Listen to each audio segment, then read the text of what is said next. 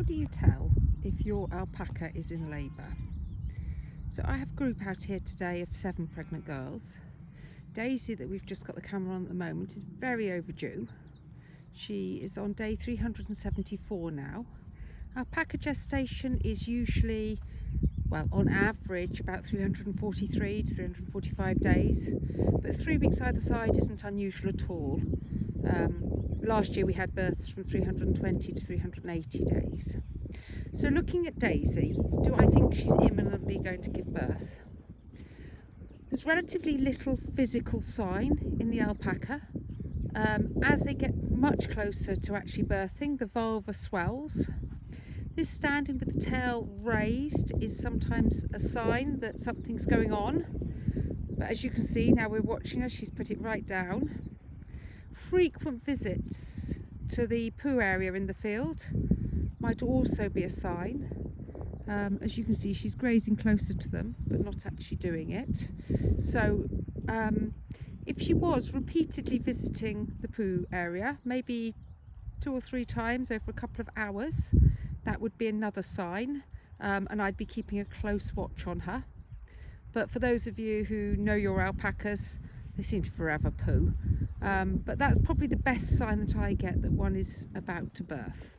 A couple of other signs. So here we have Tani. She's on about day 335. She's lying down, and as you can see, she looks really swollen. Tani is a small alpaca, and I know from experience when she lies down, she often, the cria pushes backwards and gives her this very large butt. When she stands up again, that'll disappear entirely. So not a good indication that she's going to birth. Okay, so let's move on to another one. Also, this lying on their side, flat on their side, with their legs out, could just be because she's sunbathing. But alpacas in labour often do lie on their sides. So if I've got one lying around on its side a lot, I do keep checking it to make sure.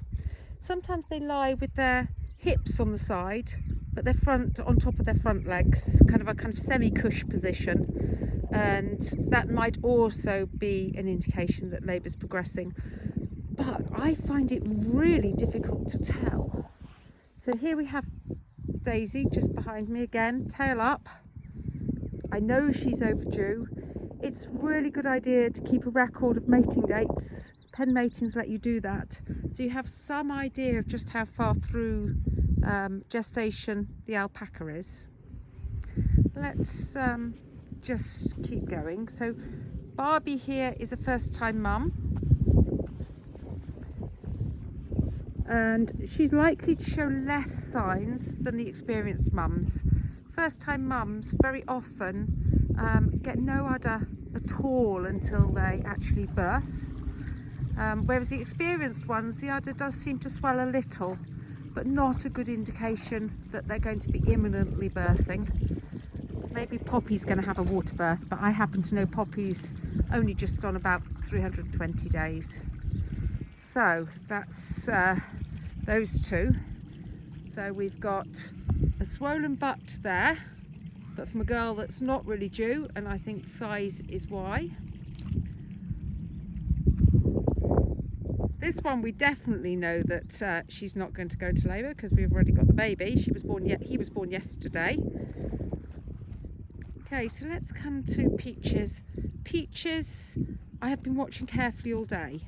She's a girl that generally does stand away from the rest of the herd, so being on her own is not unusual. She was visiting the poo pile 2 or 3 times this morning, and I thought, yes, definitely happening. But now that seems to have tailed off. But she is just standing around. She's not chewing the cud. She's not doing anything to say, actually, it's happening today. Unlike cows, it's pretty hard to see changes in the muscles or anything else that might indicate pregnancy is happening. So if you're waiting for your alpaca to give birth, know your alpaca, know what's normal, and look for anything that's different from normal. Now, alpacas almost always give birth between in daylight hours, between about 6 in the morning and 6 in the evening.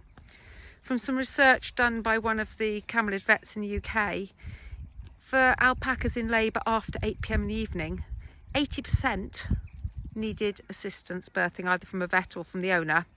After 4 p.m, 60% needed some assistance. So if you are thinking your alpaca may be in labour and you're getting towards the end of the day, get that help from an experienced mentor or from the vet if you're not confident to thoroughly check it yourself, because it is likely that some assistance will be needed as you get later in the day.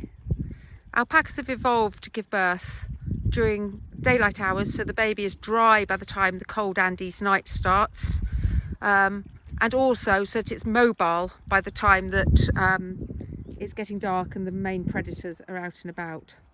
So never leave an alpaca in labour thinking we'll wait till tomorrow and see what happens.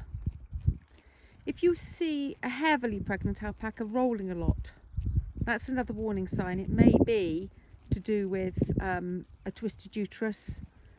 Time to check if that's going on for a long period of time. It isn't normal for alpacas to strain and strain and strain for hours or to roll continuously. So all of those would be warning signs to go and get it checked. As for these girls, no signs for any of them at the moment that they're going to have the baby in the next few hours.